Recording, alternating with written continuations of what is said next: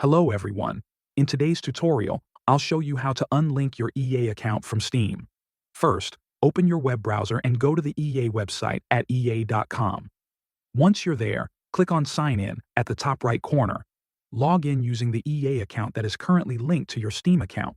After logging in, move your mouse over your profile name in the top right corner and select Account Settings from the drop-down menu. This will take you to the EA account portal. On the left side of the page, you'll see a list of options. Click on Connections. This is where you can view all the accounts linked to your EA account. You should now see your Steam account listed under the Connected Accounts section. Next to it, there will be an Unlink button. Click that button to start the process.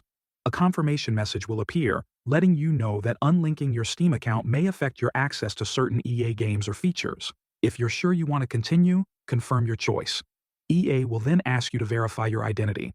A verification code will be sent to the email address linked to your EA account.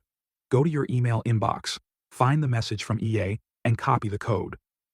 Return to the EA website and enter the verification code into the box provided. Once verified, your Steam account will be successfully unlinked from your EA account. That's how you unlink your EA account from Steam. Thanks for watching.